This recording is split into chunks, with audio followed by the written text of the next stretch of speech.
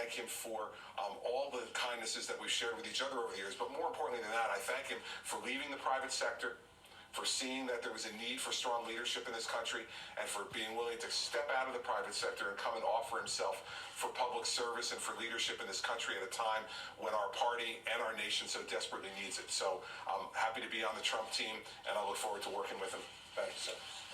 I am happy to be on the Trump team. NBC News reports that this week, Trump critic turned Trump ally turned Trump critic, again, I guess, Chris Christie will enter the 2024 Republican presidential primaries.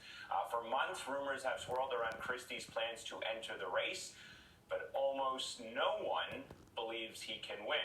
And reports suggest that he might not believe that either. Instead, he is focused on what some are calling a kamikaze mission to take down Donald Trump. And in fairness, Christie carried out a similar mission in 2016. He is credited with snuffing out Senator Marco Rubio's presidential prospects after a fierce clash on a New Hampshire debate stage. But he never succeeded in doing the same to Donald Trump. Christie was a fierce Trump attacker early in the 2016 primaries, calling him a carnival barker and unserious entertainer, moonlighting as a politician. He suggested that nominating Trump would actually destabilize the GOP, and he put Hillary Clinton in the White House. And then, once Chris Christie realized that he couldn't actually beat Trump, he had a change of heart, changed his tune. He became one of the first high-profile establishment Republicans to endorse Trump's run, giving Trump a level of legitimacy, I could say, that was previously unattainable. He even vied to be Trump's running mate, and when that didn't pan out, he served as the head of Trump's White House transition team, at least until he was fired. And that is according to Chris Christie for clashing with Jared Kushner. And thus began the next phase of Chris Christie's career. He became a network news contributor, getting a constant source of income for opining on Trump and bashing the administration from a safe distance. And it seemed, at least for a while, that Christie had become a firm never-Trumper.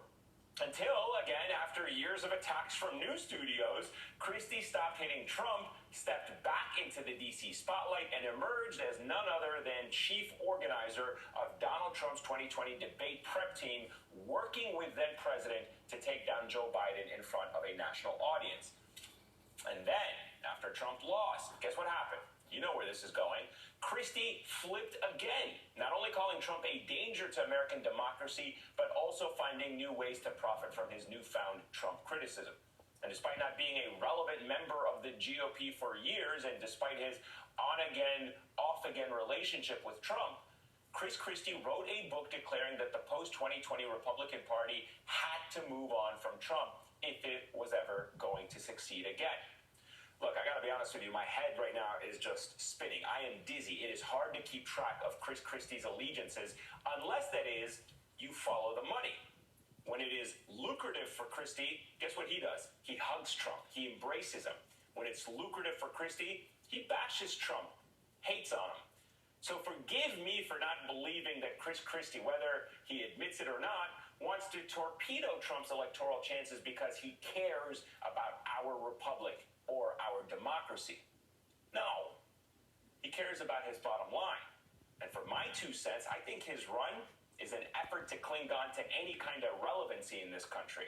If he runs and he hits Trump, I don't know, maybe he can get another TV gig somewhere. Maybe he can write another book, get some paid speeches under his belt.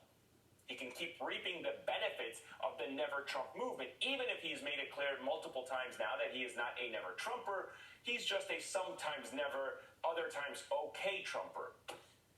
So if Chris Christie announces this week, I am begging the news media to do me a favor and look beyond the zingers and Trump attacks and ask Chris Christie, actually, what is he doing in this race?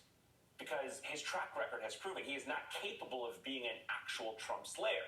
He's never acted like a patriot, selfless soldier that some paint him to be. And if you believe that he is any of those, call me. I have a bridge in New Jersey to sell you. We'll be right back.